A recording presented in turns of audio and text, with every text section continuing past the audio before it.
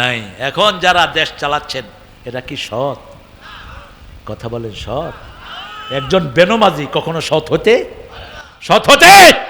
পারে না, কারণ সেটা আল্লাহর সাথেই ধোঁকাবাজি করছে। আমরা যখন কোন রাষ্ট্রের পরিবর্তন করব সেখানে ইমাম মানতে হবে, ঠিক না ঠিক?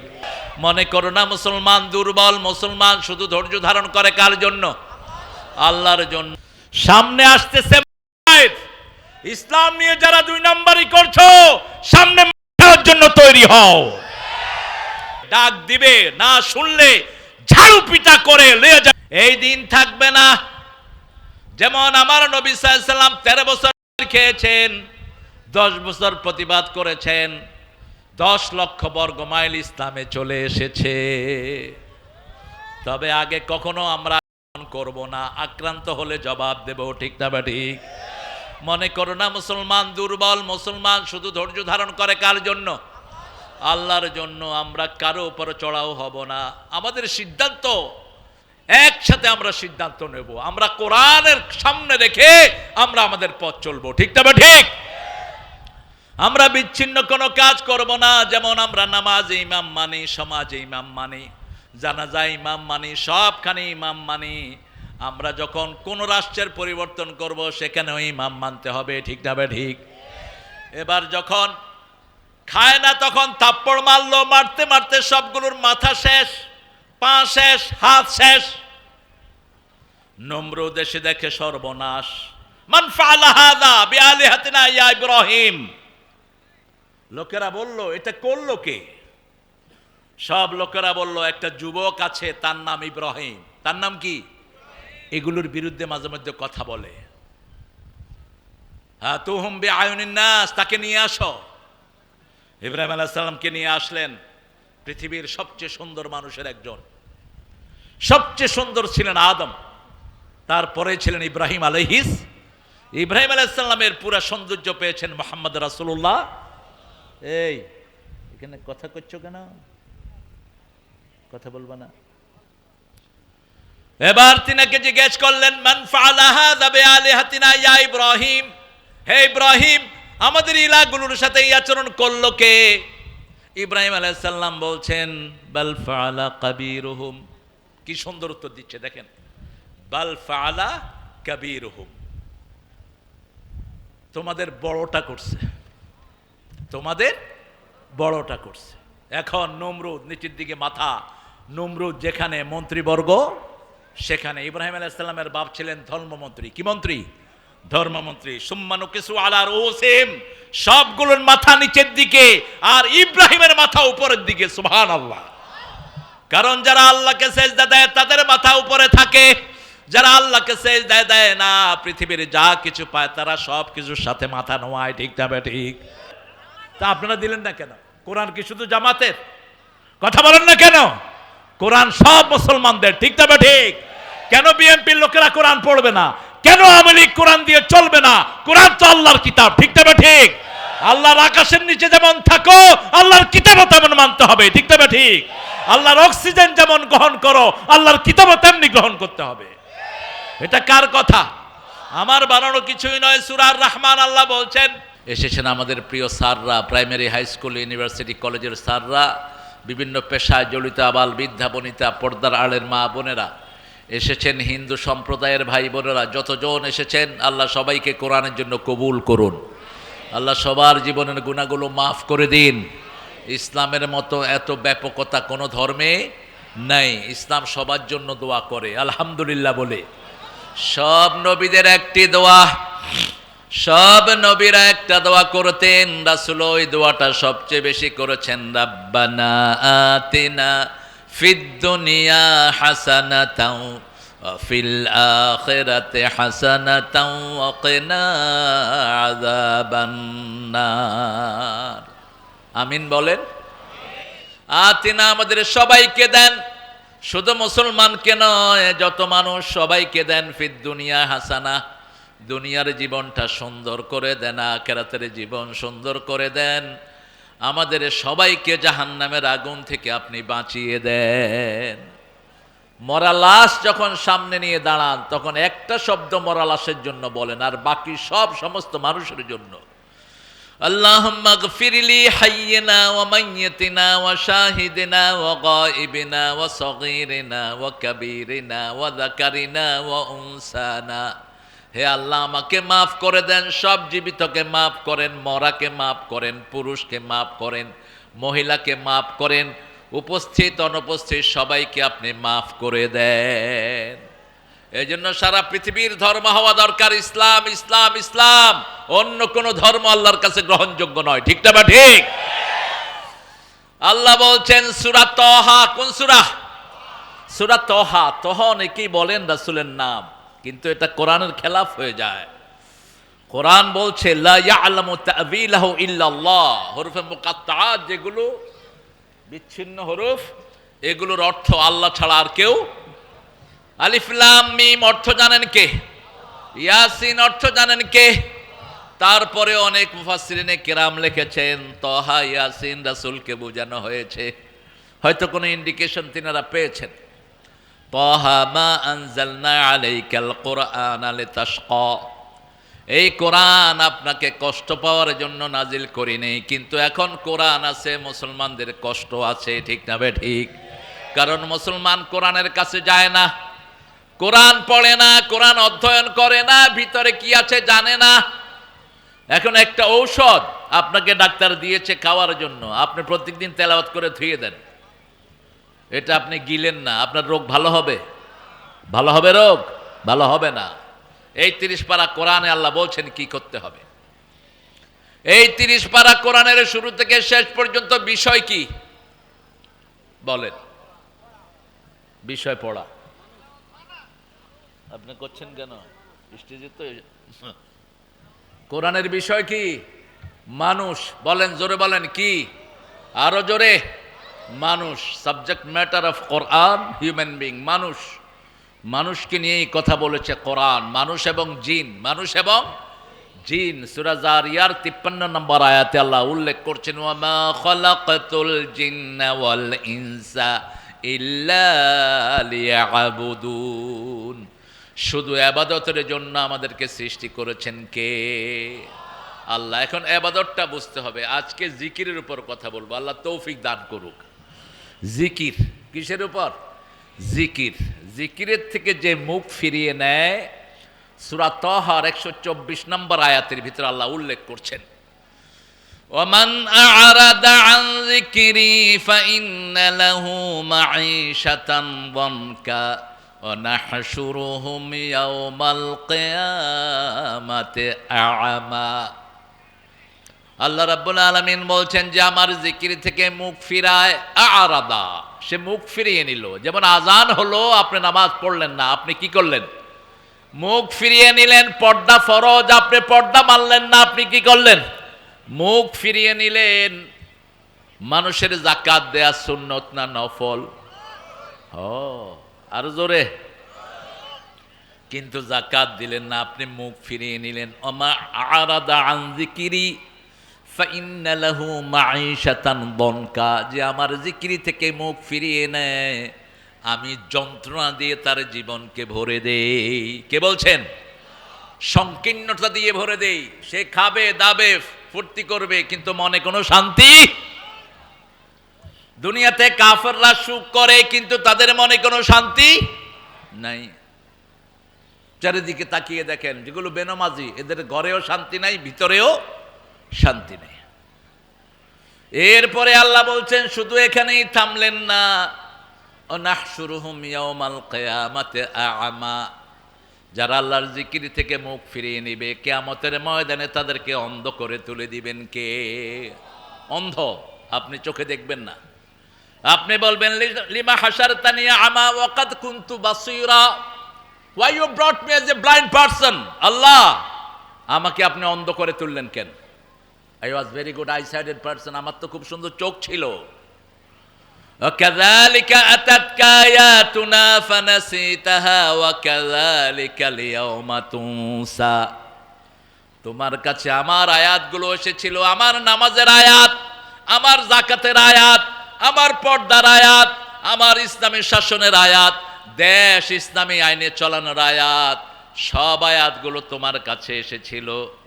ফানাসিতাহা, তুমি ভুলে গেছো। কি করছো? ভুলে গেছো। জানি তো না ভুলার কি আছে। বাংলাদেশের যতগুলো দল আছে অধিকাংশ দলের নেতারা নামাজ জানে না।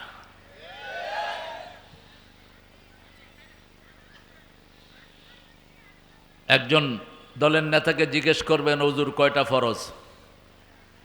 আল্লামা সাইদি খুব মজার কথা বলতেন। এক লোকের বাসায় গেলেন, তাকে জিজ্ঞেস করলেন নামাজ পড়ছেন? কয় হুজুর নামাজ না পড়ে থাকা যায়। কয় হুজুর ফরজ কয়টা? কয় 12টা। বলতে বলতে ওই লোক 20টা বলছে। শেষে সাইদি সাহেব বললেন যে ব্যাপারটা কি? আপনি কইছেন 12টা, এখন দিয়ে 20টা কইছেন। কয় আছে আরো, কমায় কইতেছি। কি পোড়া কপাল!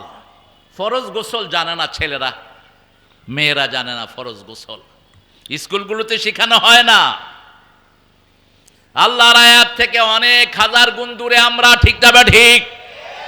দিন যায় রাত যায়, জানাজা কিভাবে পড়তে হবে জানে না, কিভাবে পিতামাতার হক আদায় করতে হবে জানে না, কিভাবে বিবির সাথে ব্যবহার করতে হবে জানে না। যতগুলো আয়াত আল্লাহ দিয়েছেন ৬৬৬৬, অধিকাংশ আয়াতের ব্যাপারে আমরা গাফেল, ঠিক না বা ঠিক? আল্লাহ বলছেন কাযালিকা তাতকা আয়াতুনা, আমার আয়াতগুলো তোমাদেরকে দিয়েছি। প্রথম আয়াত কি দিলেন? যালিকাল কিতাবু লা রাইবা ফীহি হুদাল লিল মুত্তাকিন। এটা হলো সূরা বাকারার প্রথম আয়াত। সূরা বাকারার কি আয়াত? আলিফ লাম মিমকে যদি আমরা প্রথম ধরি এটা দ্বিতীয় আয়াত হয়, আর যদি হরফে মুকাত্তাআত বাদ দেই এটা প্রথম আয়াত হয়।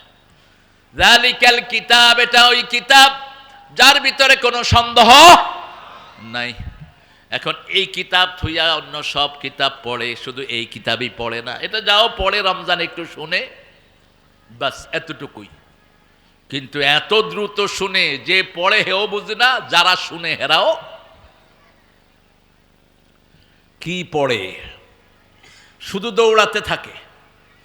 আল্লাহ রাব্বুল আলামিন বলছেন, শুধু এই আয়াতের ব্যাপারে বলছেন জিকির কাকে বলে। এবার আমরা ব্যাখ্যা নিব কোরআন থেকে। কিসের থেকে ব্যাখ্যা নিব?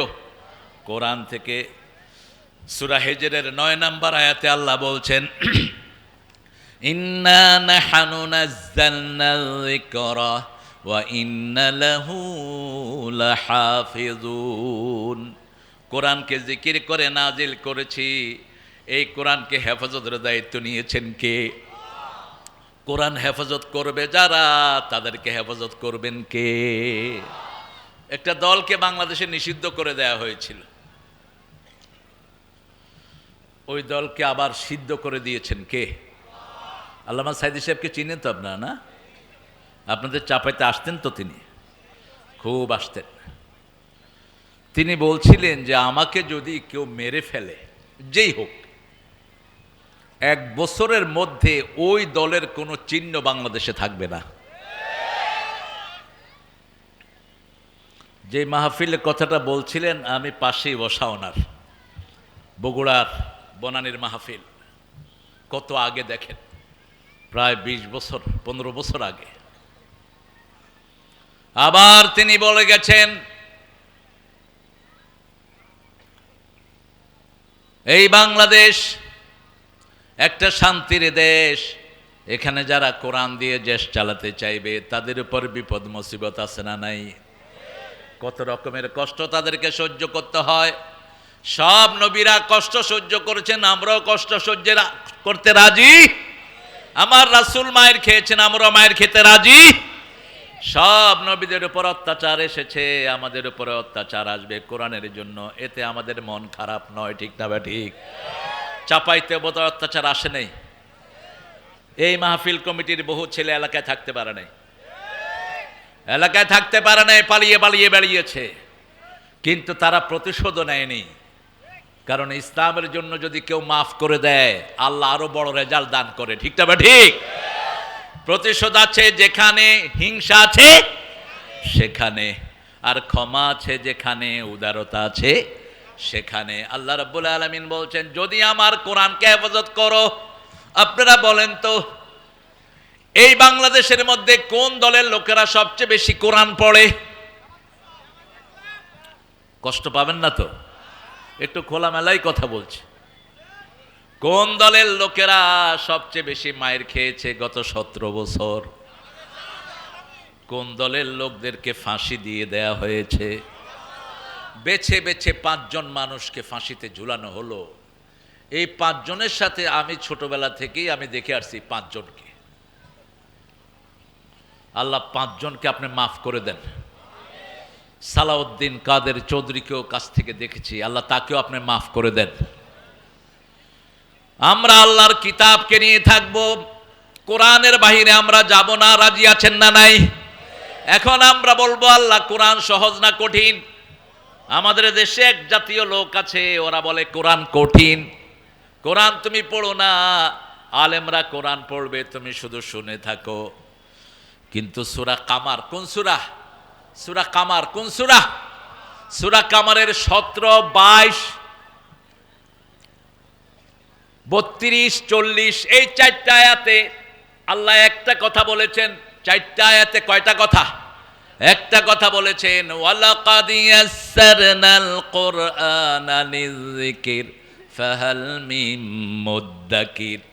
কোরআনকে জিকিরের জন্য সহজ করেছি, কে আছো এই জিকির করবে? কোরআনের মতো এত সুন্দর জিকির আর কোথাও হয় না।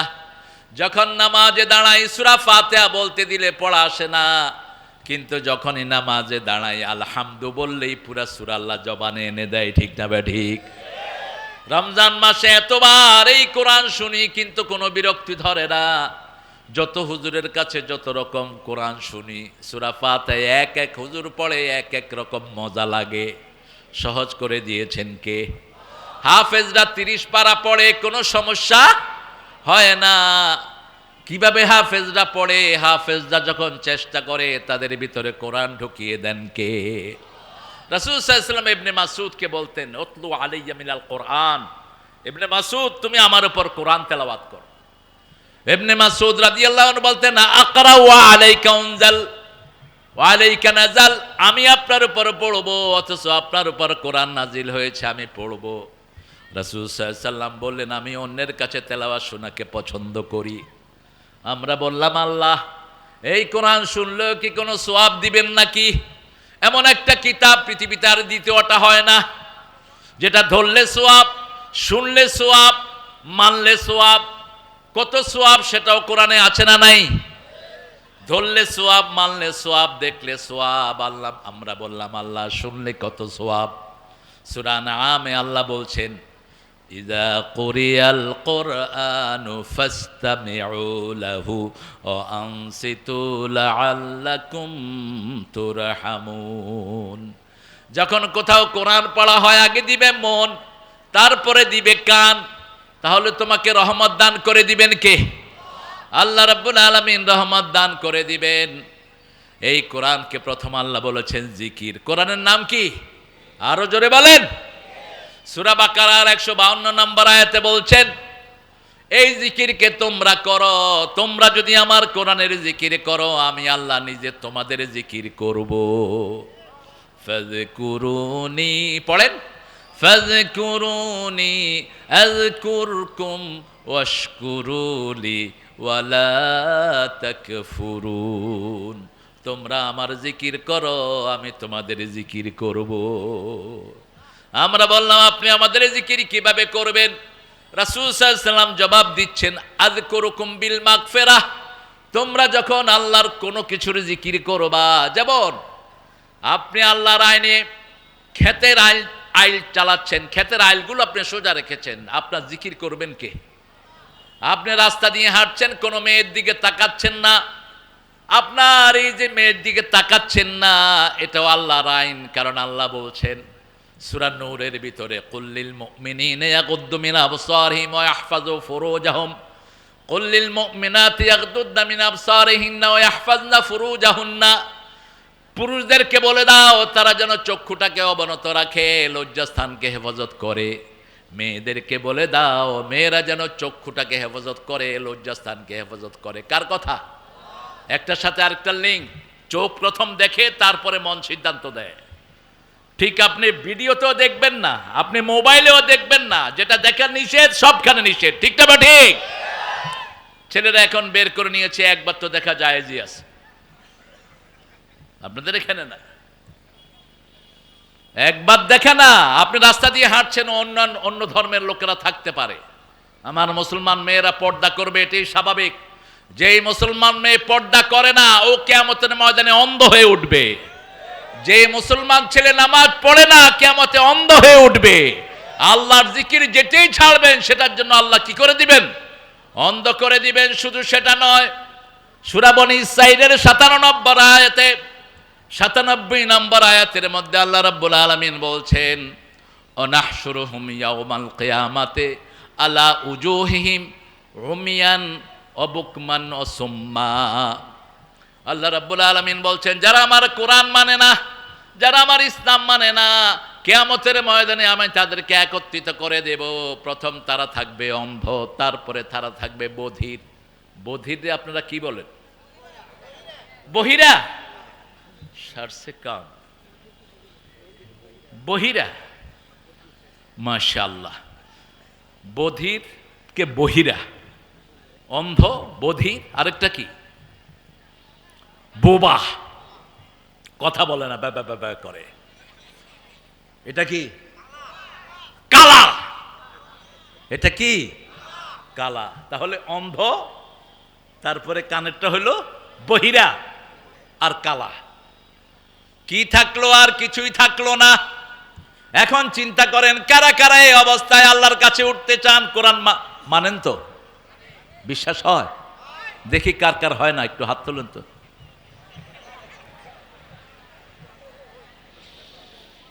মামুর বেটা,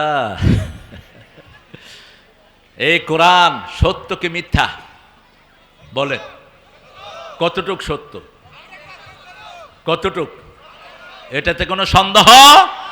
কালকের সূর্য মিথ্যা হবে, কোরআনের একটা ডট অসত্য নয়, ঠিক কিনা? কোরআনকে যারা অসত্য প্রমাণিত করে, তাদেরকেও সত্য হিসাবে পরিগণিত করেন কে?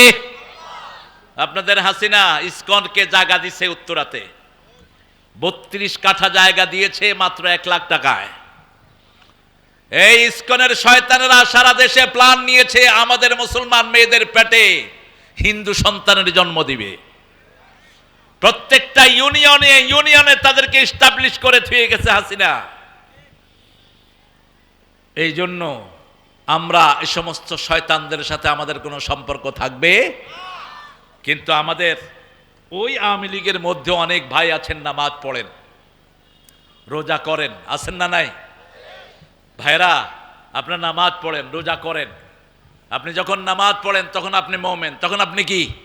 মুমিন। কিন্তু নামাজ পড়ে বেরিয়ে যখন এই বেডিকে মানবেন, তখন আপনি কি হবেন? আপনি আর ইসলামে থাকলেন না। রাসূল বলছেন, সায়াতি জামান ইউসবাহু মুমিনান ওয়া ইউমিনু ওয়া ইউমসি কাফেরা। এমন একটা সময় আসবে, সকালে মুমিন হবে, বিকালে কাফের হবে, বিকালে মুমিন হবে, সকালে কাফের হবে। আপনি বলেন, ইসকনকে যারা সহযোগিতা করে এরা মুমিন না কাফের? কত জঘন্য এই দল! প্রথম তারা 5ই আগস্টের পরে চট্টগ্রামের কোর্টে আক্রমণ করে শিবিরের একজন চৌকস উকিল সাইফুলকে দুনিয়া থেকে বিদায় করলো। সারা দেশে তারা অরাজকতার সিদ্ধান্ত নিয়েছে, আমরা ধরবো না, ধরলে আর ছাড়বো না, ঠিক তবে ঠিক? মুসলমান কখনো কাউকে আগে আক্রমণ করতে জানে না। আমরা ইসলাম আর এত মার খেয়েছি, আমরা কারো থেকে প্রতিশোধ নেই, আলহামদুলিল্লাহ বলি। আমার উপরে 14টা মামলা ছিল। আমি আপনাদের চাপাইতে এসে বহু ঘুরে গেছি, আমাকে স্টেজে উঠতে দেয়া হয়নি। এক অনুষ্ঠানে এসপি বলেছে উনি ঠিক আছেন, আরেক অনুষ্ঠানে ওই এসপি জানোয়ারটাই বলেছে তারেক মনোয়ার সাহেবকে উঠতে দেয়া হবে না। কোথায় সে এসপি এখন? আমরা কারো থেকে প্রতিশোধ নেই, কারণ আমরা আল্লাহর জন্য কাজ করি, ঠিক না বা ঠিক? আমার সব ভাইয়েরা, আমরা এখন আল্লাহর দলের লোক। কার দলের লোক? আমরা আল্লাহর জিকির আমাদের জীবনে করব, কারণ আমার কবরে আমাকে যেতে হবে, অন্য কেউ যাবে না, ঠিক না বা ঠিক? আল্লাহর কোরআনের জিকির মানবেন তো? মানবেন তো? একটু হাত তুলে আবার দেখা দেন।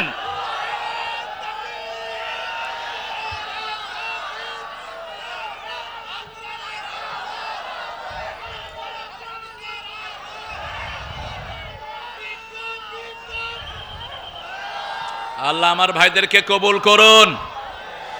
আমার প্রিয় ভাইয়েরা, আমি 5টা মিনিট আপনাদের কাছ থেকে নেব। এই মাহফিলটা অনেক ব্যয়সাধ্য একটা ব্যাপার।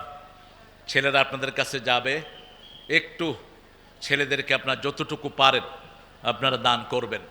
আমরা আমাদের কানগুলো আমাদের দিকে রাখেন, আর পকেটটা ছেলেদেরকে দিয়ে দিবেন। এই ভলান্টিয়ারদেরকে পাঠা দাও। এখানে কথা যেন না হয়, এই কথা হয় না, এখানে কথা হবে না প্রিয় ভাইয়েরা। ছেলেরা যাবে ইনশাআল্লাহ। জিকির, তাহলে প্রথম জিকির পেলাম আমরা কি? আরো জোরে বলেন। এরপরের জিকির লা ইলাহা লা ইলাহা ইল্লাল্লাহু মুহাম্মাদুর রাসূলুল্লাহ সাল্লাল্লাহু। জিকিরের সময় কখনো রাসূলের নাম নিবেন না, কারণ কোন ব্যক্তির নামে জিকির ইসলামে জায়েজ। রাসূলের নামে আমরা দুরুদ পড়ি, দুরুদের শুরু তো কার নাম? কথা কন না কেন? আল্লাহুম্মা সাল্লি আলা মুহাম্মদ, হে আল্লাহ আপনি মুহাম্মদের উপর রহমত বর্ষণ করুন। ঠিক না ঠিক? একজনের জিকির হবে, তিনি কে? লা ইলাহা।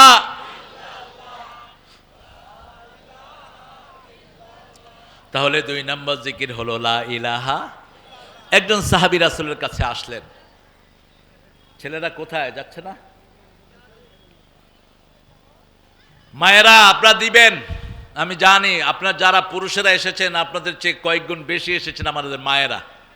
আর মায়েদেরকে রাসূল বলেছেন তাসাদ্দাকনা, তোমরা বেশি করে সদকা দিবা, কারণ জাহান্নামের অধিকাংশ বাসিন্দা পুরুষ না মহিলা? টিকটকে অধিকাংশ পুরুষ না মহিলা? ফিতনা ছড়ায় পুরুষ না মহিলা? সব মহিলা।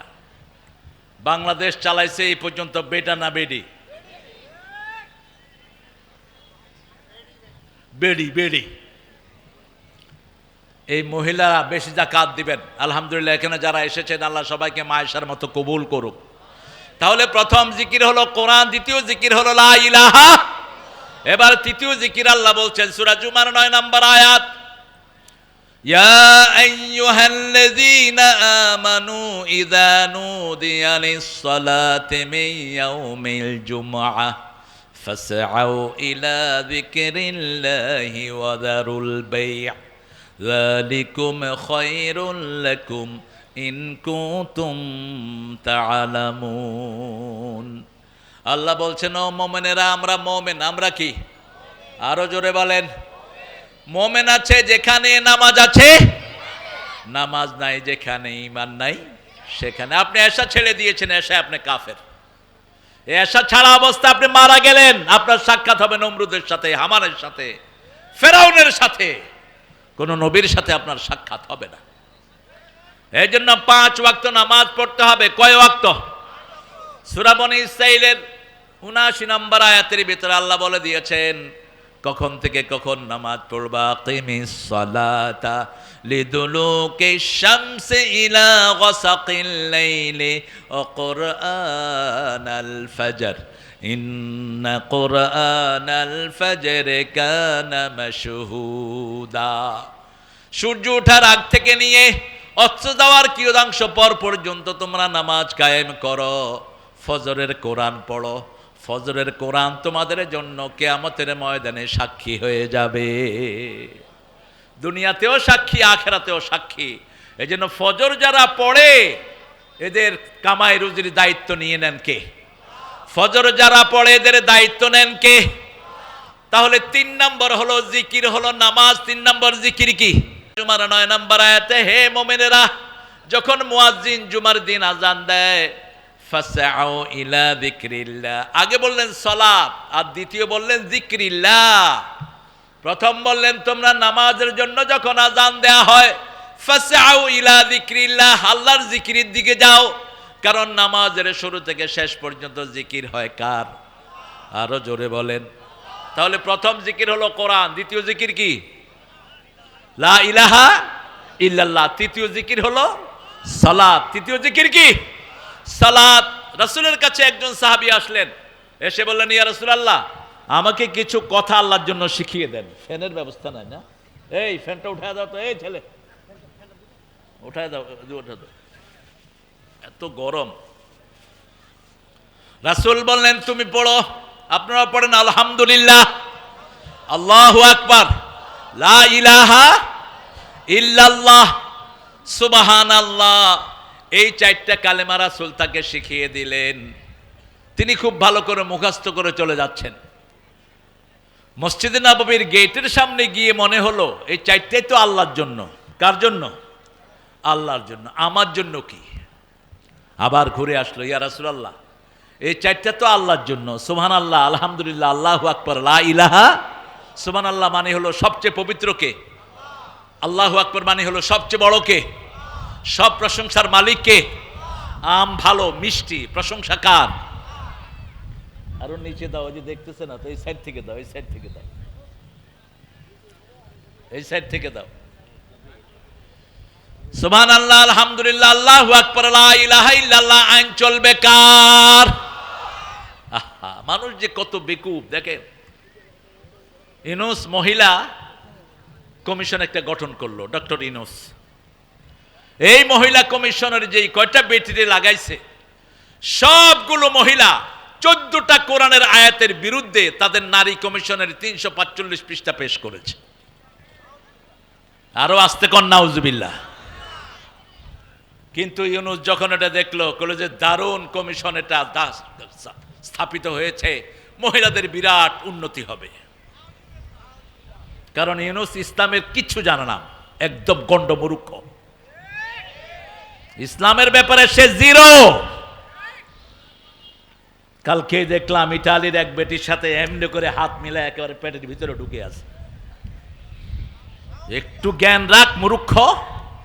রাসূল বলছেন যে পুরুষ কোন নারীর সাথে হাত মিলায় অথবা নারীর কোন অংশে স্পর্শ করে, মাথায় পেরাগ মারলে যেরকম ক্ষতি হয় ওরকম তার ঈমান ধ্বংস হয়ে যায়।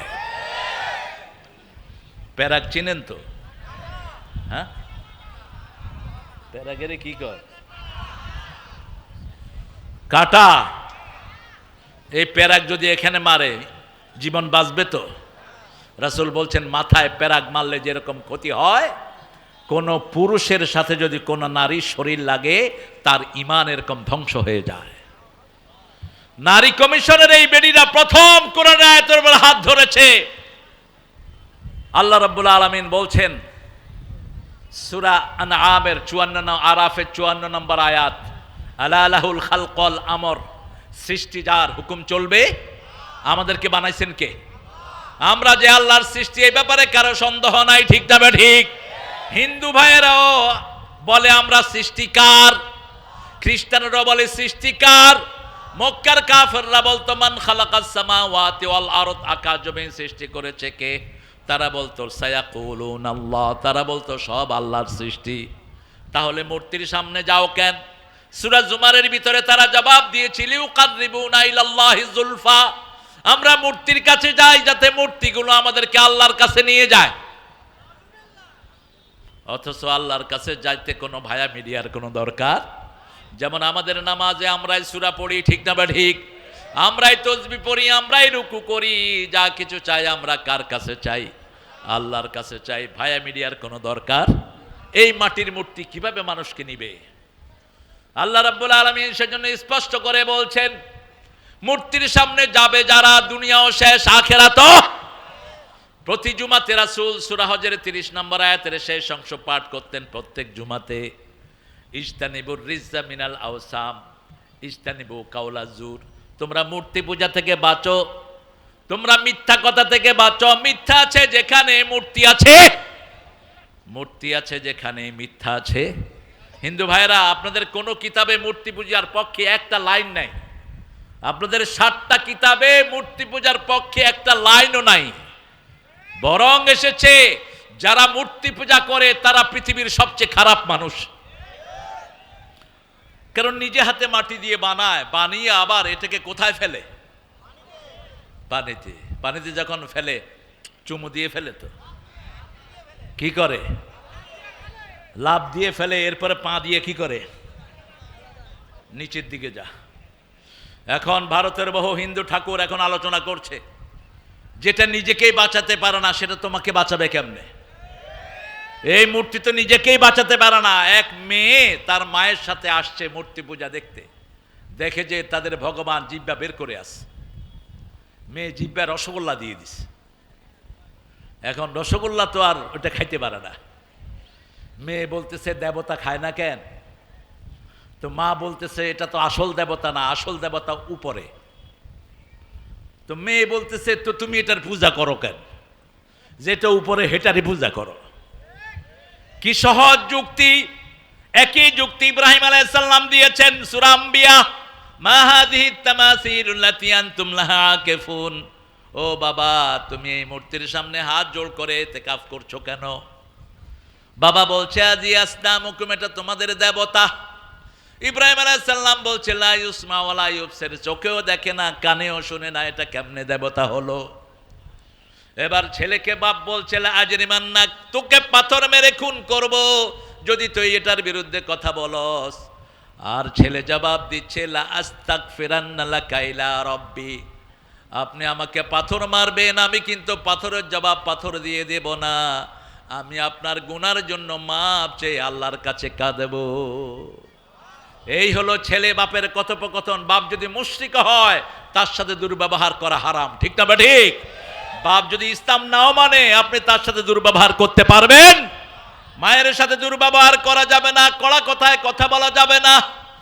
ইব্রাহিম আলাইহিস সালামের সব চলে গেল মেলায়, তিনি থাকলেন, থেকে দেখলেন এক এক মূর্তি কি অবস্থায় দাঁড়িয়ে আছে, সামনে খাওয়াগুলো কেউ খায় না। তিনি গিয়ে বলেন আলা তাকুলুন, এইগুলো খা, এগুলো কি?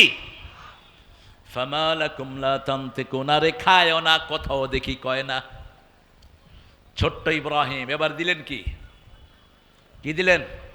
আপনি আপনার ছেলেকে ভাত দিলেন, ছেলে ভাতও খায় না, আপনি জিজ্ঞেস করছেন খাস না কেন, কথাও কয় না, এখন কি করবেন? হ্যাঁ, মাইর। হ্যাঁ, এখন মাইর দরকার, সামনে আসতেছে মাইর। ইসলাম নিয়ে যারা দুই নাম্বারই করছো, সামনে মাইর খাওয়ার জন্য তৈরি হও। ইমাম মেহেদী আসবে, ডাক দিবে, না শুনলে ঝাড়ু পিটা করে লয়ে যাবে সবগুলো টেনে মক্কা শরীফ। সারা পৃথিবীতে সবচেয়ে বেশি মার খাচ্ছে কারা? জোরে বলেন। মনে হয় লুটের মাল। হাত সোজা করে বন্দুকের গুলি তাক করে মুসলমান মেরে। এই দিন থাকবে না। যেমন আমার নবী সাল্লাল্লাহু আলাইহি ওয়াসাল্লাম 13 বছর মায়ের খেয়েছেন, 10 বছর প্রতিবাদ করেছেন, 10 লক্ষ বর্গ মাইল ইসলামে চলে এসেছে। তবে আগে কখনো আমরা আক্রমণ করব না, আক্রান্ত হলে জবাব দেব, ঠিক না ঠিক? মনে করো না মুসলমান দুর্বল, মুসলমান শুধু ধৈর্য ধারণ করে কার জন্য? আল্লাহর জন্য। আমরা কারো উপরে চড়াও হব না। আমাদের সিদ্ধান্ত একসাথে, আমরা সিদ্ধান্ত নেব, আমরা কোরআনের সামনে রেখে আমরা আমাদের পথ চলবো, ঠিক না ঠিক? আমরা বিচ্ছিন্ন কোনো কাজ করব না। যেমন আমরা নামাজে ইমাম মানি, সমাজে ইমাম মানি, জানাজায় ইমাম মানি, সবখানে ইমাম মানি। আমরা যখন কোন রাষ্ট্রের পরিবর্তন করব সেখানেও ইমাম মানতে হবে, ঠিক না ঠিক? এবার যখন খায় না তখন থাপ্পড় মারলো, মারতে মারতে সবগুলোর মাথা শেষ, পা শেষ, হাত শেষ। নমরুদ এসে দেখে সর্বনাশ। মান ফাআলা হাযা বিআলিহাতিনা ইয়া ইব্রাহিম। লোকেরা বলল এটা করলো কে? সব লোকেরা বলল একটা যুবক আছে তার নাম ইব্রাহিম। তার নাম কি? এগুলোর বিরুদ্ধে মাঝে মধ্যে কথা বলে। তুহুম বিআয়ুনিন নাস, তাকে নিয়ে আসো। ইব্রাহিম আলাইহিস সালামকে নিয়ে আসলেন। পৃথিবীর সবচেয়ে সুন্দর মানুষের একজন, সবচেয়ে সুন্দর ছিলেন আদম, তারপরে ছিলেন ইব্রাহিম আলাইহিস। ইব্রাহিম আলাইহিস সালামের পুরা সৌন্দর্য পেয়েছেন মুহাম্মদ রাসূলুল্লাহ। এই এখানে কথা করছো কেন? কথা বলবা না? এবার তিনাকে জিজ্ঞেস করলেন মান ফাআলা হাযা বিআলিহাতিনা ইয়া ইব্রাহিম। হে ইব্রাহিম, আমাদের ইলাহগুলোর সাথে এই আচরণ করলো কে? ইব্রাহিম আলাইহিস সালাম বলছেন বাল ফাআলা কাবীরুহুম। কি সুন্দর উত্তর দিচ্ছে দেখেন, বাল ফাআলা কাবীরুহুম। তোমাদের বড়টা করছে, তোমাদের বড়টা করছে। এখন নমরুদ নিচের দিকে মাথা, নমরুদ যেখানে মন্ত্রীবর্গ সেখানে। ইব্রাহিম আলাইহিস সালামের বাপ ছিলেন ধর্মমন্ত্রী। কি মন্ত্রী? ধর্মমন্ত্রী। সুম্মানু কিছু আলার ওসেম, সবগুলোর মাথা নিচের দিকে আর ইব্রাহিমের মাথা উপরের দিকে। সুবহানাল্লাহ। কারণ যারা আল্লাহকে সেজদা দেয় তাদের মাথা উপরে থাকে, যারা আল্লাহকে সেজদা দেয় না পৃথিবীর যা কিছু পায় তারা সব কিছুর সাথে মাথা নোয়ায়। ঠিক না ঠিক? আমরা আল্লাহর ইবাদত করি এজন্য ভালো ভালো জিনিস খাই, আর যারা শিরক করে তারা গরুর মুত খায়। কি নোংরা খাওয়া! এটা দিয়ে আবার গোসলও করে। দেখেন নাই তো আপনারা? ইন্টারনেটে তো এটা এখন স্বাভাবিক। এবং ভারতে গরুর মুত বিক্রি হয় এবং গোবরের চকলেট বিক্রি হয়। আর আপনি কইতেছেন নাউজুবিল্লাহ, ওরা পবিত্র হওয়ার জন্য গু খায়। মিষ্টির সাথে ওরা বিভিন্ন গোচনা, গরুর পেশাব দেয়, দেবতার জিনিস তো।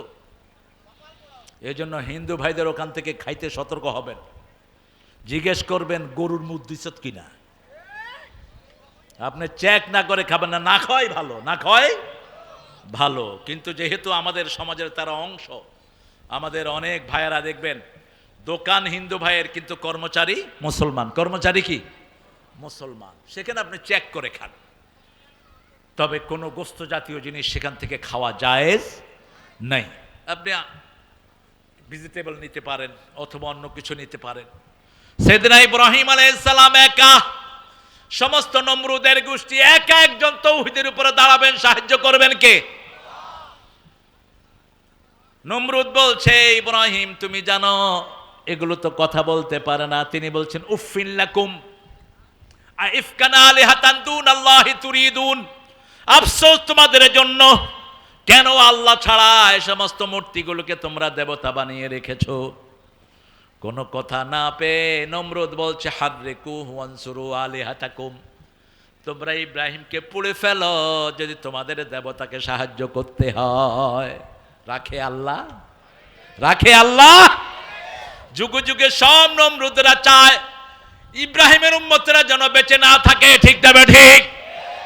ফাঁসি, জুলুম, জেল জুলুম সব হয়। কাঠ জোগাড় করা শুরু হলো, ইব্রাহিম আলাইহিস সালামকে আগুনে দেয়া হবে। ইব্রাহিম আলাইহিস সালাম ছাড়া আর কেউ ছিল না ওনার সাথী। ইব্রাহিম কানা উম্মাতান কানিতান, আল্লাহ বলছেন আমার ইব্রাহিম একাই ছিল উম্মত। আল্লাহু আকবার। সমস্ত মুসলিম উম্মার তিনি ছিলেন ইমাম। তিনি কি? ইমাম। ইন্নী জাইলুকা লিন্নাসি ইমামা। এজন্য নামাজ পড়ে শুরুতে ওনার দোয়া, নামাজ শেষ করে শেষে ওনার দুরূদ। নামাজ শুরু করে ইন্নী ওয়াজ্জাহাতু পড়েন, ইন্নী ওয়াজ্জাহাতু ওয়াজহিয়া লিল্লাযী ফাতারাস সামাওয়াতি ওয়াল আরদ হানিফান ওয়া মা আনা মিনাল মুশরিকিন। তাকবীরে তাহরিমা বেদে এটা পড়বেন। রাসূল এটা পড়তেন। অনেকে বলে জায়নামাজে দাঁড়িয়ে পড়তেন না। সহি বর্ণনা হলো তাকবীরে তাহরিমা বেদে তিনি পড়তেন ইন্নী ওয়াজ্জাহাতু। আরো দুইটা আয়াত পড়তেন, কুল ইন্না সলাতি ওয়া নুসুকি ওয়া মাহইয়ায়া ওয়া মামাতি লিল্লাহি রাব্বিল আলামিন লা শারীকা লাহ ওয়া বিযালিকা উমিরতু আনা আউয়ালুল মুসলিমিন। এই দুটো আয়াতও পড়তেন আর এটাও পড়তেন। রাসূল সাল্লাল্লাহু আলাইহি সাল্লাম বলছেন ইব্রাহিম আলাইহিস সালামকে আল্লাহ রাব্বুল আলামিন যেই রূপ দিয়েছেন সেই রূপই আল্লাহ আমাকে দান করেছেন। আর আমার এই সৌন্দর্য আমার নাতি হোসেনকে আল্লাহ দান করে দিয়েছেন। তার জন্য আগুন জোগাড় করা হলো, কাঠ জোগাড় করা হলো, তাকে আগুনে ফেলা হবে। যত মানুষ যায় এত ভারী তিনাকে উঠানো যাচ্ছে না। শয়তান এসে পরামর্শ দিল ইব্রাহিম আলাইহিস সালামকে তোমরা নিতে পারবা না, তার চারিদিকে লক্ষ লক্ষ ফেরেশতা দিয়ে রেখেছেন কে? তোমরা একটা মেলার আয়োজন করো। কিসের আয়োজন? মেলার আয়োজন করো। মেলায় ছেলে মেয়ে একসাথে হবে, সেখানে অসংখ্য ফেরেশতারা বিদায় নিবে। কারণ হারাম কাজ চলে যেখানে ফেরেশতারা থাকে না সেখানে, বেপরদিকি থাকে যেখানে ফেরেশতা থাকে না, কুত্তা থাকে যেখানে ফেরেশতা থাকে না সেখানে। আপনি ছবি রাখবেন ঘরের ভিতরে, ফেরেশতা থাকবে না। আপনি উলঙ্গ হবেন, ফেরেশতা থাকবে না। আপনি উলঙ্গ জিনিস দেখবেন, ফেরেশতা থাকবে না। মেলার আয়োজন করা হলো, তারপরেও তিনাকে উঠানো যাচ্ছে না। এত জোরে আগুন জ্বলছে, তারা সিদ্ধান্ত নিল দূর থেকে এরকম পিক মেরে ওনাকে ফেলে দেয়া হবে। ইব্রাহিম আলাইহিস সালাম একা, ওনার একমাত্র সাথীকে। এবার শয়তান পরামর্শ দিল ইব্রাহিমের জামা খুলে ফেলো। ইব্রাহিম আলাইহিস সালামের জামা খোলা হচ্ছে, তিনি কাঁদা শুরু করলেন। আল্লাহ বললেন, কেঁদো না ইব্রাহিম, কিয়ামতের ময়দানে যখন সব মানুষকে তোলা হবে, আমি প্রথম তোমাকে আমি পোশাক পরিয়ে দেব। জান্নাত থেকে পোশাক পাঠানো হলো, সেই পোশাক তাকে পরিয়ে দেয়া হলো। ছুঁড়ে মারা হলো তাকে আগুনের ভিতরে। যখন তিনি আগুনের দিকে যাচ্ছেন, জিবরাইল আমিন এসে বলছেন, ইব্রাহিম আমার কাছে সাহায্য চাও। ইব্রাহিম আলাইহিস সালাম বললেন, আল্লাহ কি তোমাকে পাঠিয়েছেন নাকি সাহায্য চাওয়ার জন্য? তিনি বলছেন না। ইব্রাহিম আলাইহিস সালাম উত্তর দিচ্ছেন, ইন্নী ওয়াজ্জাহাতু, পড়েন, ইন্নী ওয়াজ্জাহাতু ওয়াজহিয়া লিল্লাযী ফাতারাস সামাওয়াতি ওয়াল আরদ হানিফাও ওয়া মা আনা মিনাল মুশরিকিন। শিরকের সাথে আমার কোনো সম্পর্ক। শিরক আছে যেখানে ঈমান নাই, শিরক আছে যেখানে গজব আছে। তিনাকে আগুনের ভিতরে ফেলানো হলো। এক হলো জান্নাতের পোশাক, দ্বিতীয় আল্লাহ রাব্বুল আলামিন সূরা আম্বিয়ার ৭৯ নম্বর আয়াত ৬৯ নম্বর আয়াত ছড়িয়ে দিলেন, কুলনা ইয়া নারু কুনি বারদাও ওয়া সালামান আলা ইব্রাহিম। আল্লামা ইকবাল এটার অনুবাদ করছেন, আজ ভি হো ইব্রাহিম কা ঈমান পয়দা, আগে কর সকতি এক আন্দাজে গুলিস্তা পয়দা। কবি ফররুখ ব্যাখ্যা দিচ্ছেন, আজ যদি হয় ইব্রাহিম আলাইহিস সালামের ঈমান বিদ্যমান, আগুন হয়ে যাবে সুন্দর এক ফুলের বাগান। ইব্রাহিম আলাইহিস সালাম বলছেন, আমার জীবনের সবচেয়ে শ্রেষ্ঠ সময় হলো যখন আমি আগুনে ছিলাম, সেই সময়টি। সুবহানাল্লাহ। যেমন আমার দেশের কিছু ওলি ফাঁসি কাস্টে যাচ্ছে কিন্তু মুখে হাসি। এজলাসের লোকেরা জিজ্ঞেস করলো, ওই কয়েদিরা জিজ্ঞেস করলো, আপনি হাসেন কেন? বলছে, ওটা তো ফাঁসির দড়ি নয়, ওটা জান্নাতের মালা। মুচকি হেসে গিয়ে ফাঁসিতে ঝুলেছেন। এই নজির আমার দেশে আছে না নাই? যারা আল্লাহর জন্য ভালো, আল্লাহকে ভালোবাসে, কোরআনের জন্য, ইসলামের জন্য জান দেয়, এদের দুনিয়াতে হারানোর কিছুই। কারণ রাসূল বলেছেন, 5 ব্যক্তিকে কবরে প্রশ্ন করা হবে না। কয় ব্যক্তি? প্রথম ব্যক্তি নাবালক, 2 নম্বর ব্যক্তি শহীদ, 3 নম্বর ব্যক্তি রাতের বেলায় যারা সূরা মুলক পড়ে। কোন সূরা? মুলক পড়ে। 4 নম্বর, যেই মানুষের মৃত্যু হয় জুমার রাতে। কোন রাতে? জুমার রাতে। তাদের কবরে কোনো প্রশ্ন উত্তর দিতে হবে। 5 নম্বরে বলেছেন, ইউয়াফাস সাবিরুনা বিগাইরি হিসাব, যারা ধৈর্যশীল তাদেরকে বিনা হিসাবে মাফ করে দিবেন কে? সে আল্লাহ রাব্বুল আলামিন বলছেন, তোমাদের জন্য প্রথম জিকির কোরআন, দ্বিতীয় জিকির লা ইলাহা, তৃতীয় জিকির আরো জোরে, চতুর্থ জিকির সুবহানাল্লাহ, আলহামদুলিল্লাহ, আল্লাহু আকবার, লা ইলাহা ইল্লাল্লাহ। এবার আমরা বললাম এই জিকির কখন করব? সূরা আহজাবের 41 নম্বর আয়াতে আল্লাহ বলছেন, ইয়া আইয়ুহাল্লাযীনা আমানু যকুরুল্লাহা যিকরান কাসীরা ওয়া সাব্বিহুহু বুকরাতাও ওয়া আসীলা। হে মুমিনেরা, সকাল সন্ধ্যায় আল্লাহর তাসবিহ করো আর 24 ঘন্টা জিকির করো। কার? জিকির মানে হলো আল্লাহ যেটা করেছেন সেটাই করতে হবে, অন্যটা করা যাবে। যেমন আল্লাহর কোরআন জিকির, আল্লাহ বলেছেন, আমসিকুহুন্না বিল মারুফ ফারিকুহুন্না বিল মারুফ। তোমরা যখন বিবিকে রাখবা সবচেয়ে সুন্দর ব্যবহার দিয়ে রাখবা, আর বিবিকে যখন ছেড়ে দিবা সবচেয়ে সুন্দর আচরণ দিয়ে ছেড়ে দিবা। আবার বললেন, এটা বললেন সূরা তালাকের 2 নম্বর। আবার সূরা নিসার 19 নম্বরে বলছেন, আশরুহুন্না বিল মারুফ। কোরআন হলো জিকির। কোরআন মানলে অটোমেটিক জিকির আমলনামায় লিখে দিবেন কে? আপনি কোরআনের দল করলেন, আপনার উঠা বসা সব কিছু কোরআনের এই জিকিরের ভিতরে শামিল করে দিবেন কে? কিন্তু আপনি দল করলেন মানুষের দল। কোন মানুষ?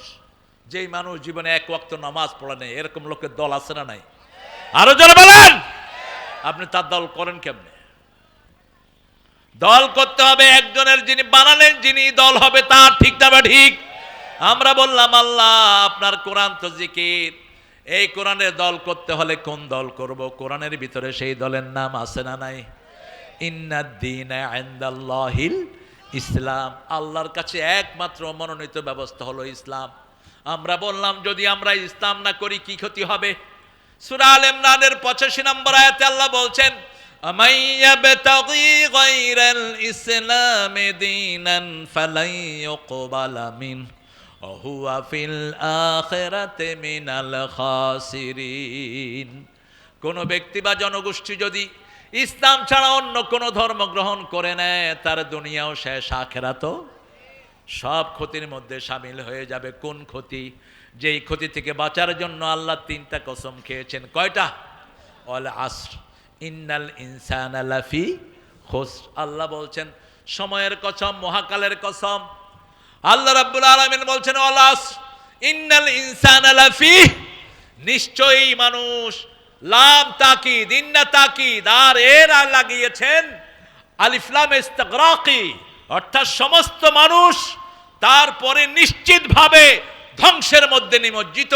রাসূল এটার ব্যাখ্যা দিচ্ছেন, আদ-দুনিয়া মালউনা মালউনাতুন ওয়া মা ফিহা ইল্লা যিকরুল্লাহ আলিম ওয়া মুতাআল্লিম ওয়ালা ওয়ালা। দুনিয়ার উপর আল্লাহর লানত, দুনিয়ার ভিতরে যা কিছু আছে সব কিছুর উপর আল্লাহর লানত, শুধু 4টা জিনিস ছাড়া। কয়টা? প্রথম হলো আল্লাহর জিকির। কার জিকির? এখন যদি এলাকার জন্য গজবের ফয়সালা হয়, এই জায়গাটাকে হেফাজত করে দিবেন কে? এই জন্য যেখানেই যাই সেখানেই আমরা কার জিকির করব? জিকির নাই যেখানে আমরা যাব না সেখানে।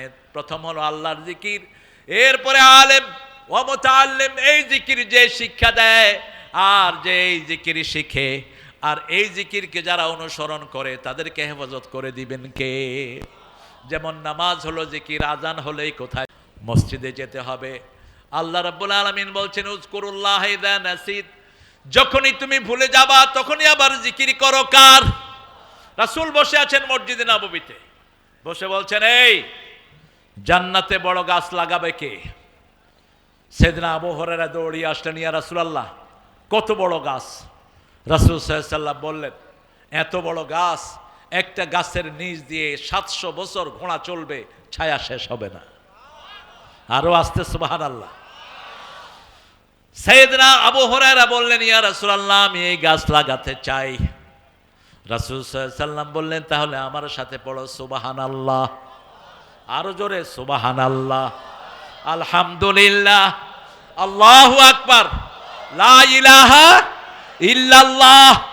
এই সবগুলো তখন কাজে লাগবে যখন আপনার দল হবে ইসলাম, ঠিক না বা ঠিক? আপনি একটা স্কুলে ভর্তি হলেন না, এই স্কুলে আপনার নাম নাই, এখন যদি পরীক্ষা দেন রেজাল্ট আসবে? ক্লাস করলে উঠবে? আগে কি হতে হবে? এই জন্য 13 বছর রাসূল শুধু দলে ঢুকেছেন। রাসূল শুধু কোথায় ঢুকালেন? ওই যে হামজা পাগলাটা মাঝে মধ্যে একটু কথা কয়া একটু উল্টাপাল্টা করে ফেলে। গত পরশুদিন বলছে খাদিজা জীবনে 1 ওয়াক্ত নামাজও পড়েনি, একটা রোজাও রাখেনি, একটা সদকাও দেয়নি, হজও করেনি। তো মা খাদিজার সময় তো এগুলি ফরজই হয়নি, বুঝেন নাই? মা খাদিজাতুল কুবরা রাদিয়াল্লাহু আনহা যখন মারা গেছেন, ওনার মৃত্যুর অনেক পরে নামাজ ফরজ হয়েছে, অনেক পরে রোজা ফরজ হয়েছে, অনেক পরে যাকাত ফরজ হয়েছে। কিন্তু শুনতে কেমন লাগে? তো এইভাবে না বলাই ভালো। এইভাবে বললে হঠাৎ করে মানুষের মনে আঘাত লাগে, ঠিক না বা ঠিক? বলে কি আমরা নামাজ পড়তে পড়তে জান শেষ, তাও হবে কি হবে না তার কোনো নিশ্চয়তা নাই। এ কয় নামাজ ছাড়াই দেখি মা খাদিজা জান্নাতে চলে যাচ্ছে। এখন মক্কায় যারা কালেমা পড়েছে, যেমন রাসূল সাল্লাল্লাহু আলাইহি ওয়াসাল্লাম নিজের ঘরের দিকে যাচ্ছেন, একটা ইহুদি রাসূলকে ডেকে নিলেন, শুনো আমার ছেলেটা মারা যাচ্ছে, তুমি একটু আসো। কি ভালোবাসতেন রাসূলকে! যারা কোরআনের দল করবে এরকম মানুষ তাদেরকে ভালোবাসবে, ঠিক না বা ঠিক? আপনাদের এই এলাকায় একজন মানুষ আছে, আমার দেখলেই শ্রদ্ধা করতে ইচ্ছা করে, বলুন তো ওনার নাম কি? দেখলেই মনে হয় জীবন্ত সুন্নত হাঁটতেছে। কোনদিন কারো সাথে রাগ করেছে আমি দেখি নাই। আমি ওনাকে চিনি সেই রাজশাহী বিশ্ববিদ্যালয় থেকে। কি নাম? হ্যাঁ, আপনারা তো জানেন দেখি। এরকম আল্লাহ যেন আমাদের সব দলের ভাইদেরকে কোরআনের জন্য কবুল করেন। ভাই, আপনাদের জন্য আমাদের কোনো হিংসা নাই। ডাক্তার শফিককে জিজ্ঞেস করা হলো, আপনারা ক্ষমতায় যাওয়ার জন্য একটু উঠে পড়ে লাগছেন কেন? তিনি বললেন, দেখেন, আমাদের যদি একজনও মেম্বার, এমপি, মন্ত্রী না হয় কোনো আফসোস নাই। আমরা মন্ত্রী হতে চাই না, এমপি হতে চাই না, আমরা চেয়ারম্যান মেম্বার হতে চাই না, আমরা চাই পার্লামেন্টটা কোরআন দিয়ে চলুক। ঠিক তবে ঠিক? যেই যাবে আমরা পার্লামেন্ট কোরআন ছাড়া চালাতে দেব না। রাজি আছেন মুসলমান? হাত তুলে দেখিয়ে দেন।